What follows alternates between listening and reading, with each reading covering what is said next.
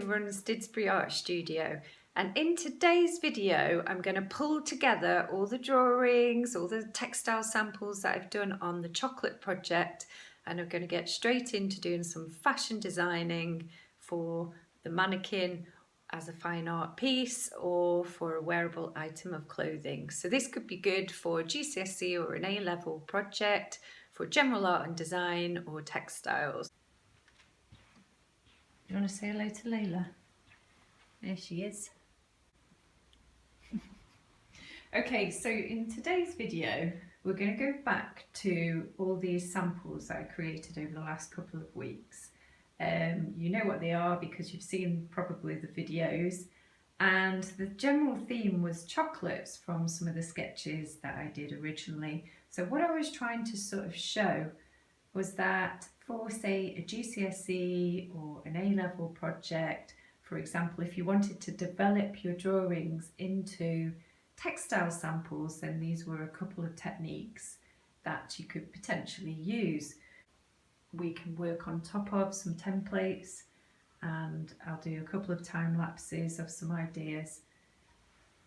And then I'll put the mannequin, the empty mannequin, just by the samples, just so that I can maybe sometimes put the samples on the figure just to see what they're like.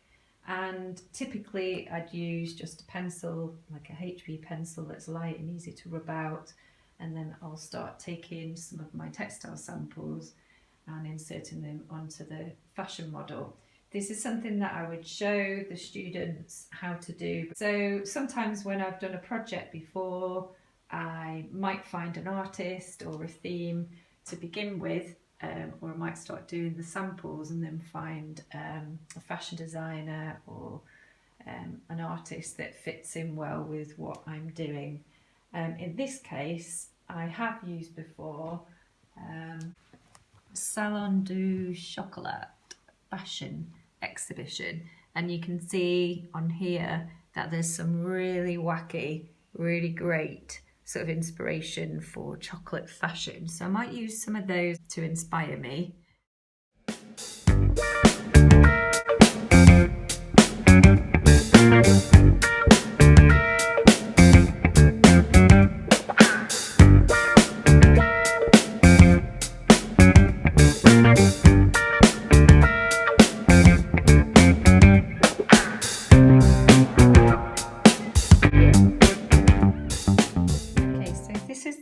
One, and this little part of the dress, and I'm thinking that would be great with the smocking idea. So that was the sample that we did for the smocking.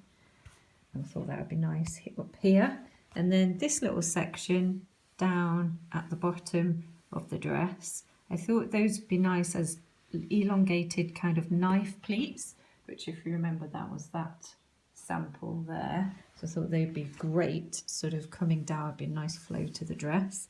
And then around the rim, I thought that the fabric quilling that we did there would be super as a really nice kind of structured effect around the bottom of the dress there. So I'm going to add some colour now.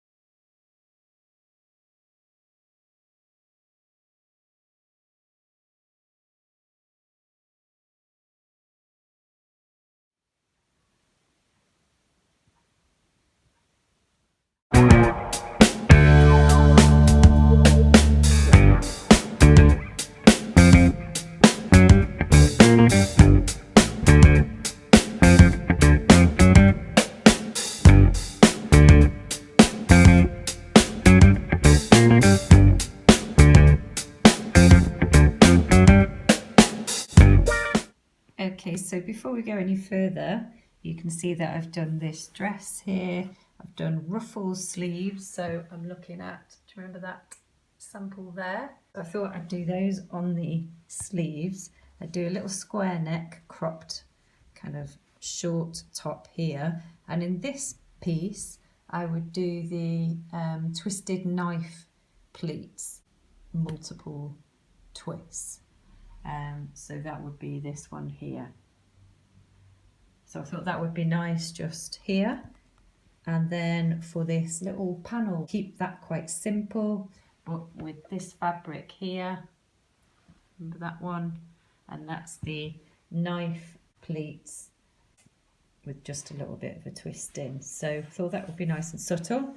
And then keep it plain here. And then at the bottom, we could have this ruffled gathered effect over here with a tiered finish to this dress.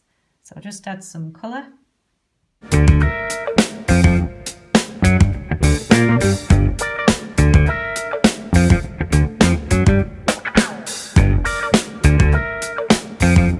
Okay, for this next one, I'm going to do a long sleeve satin dress. I'm going to really focus on the neck area up here and put the detail in for the folded back knife pleats. And I'm going to do the same around the cuffs, and then it's going to end with some ruffles at the bottom.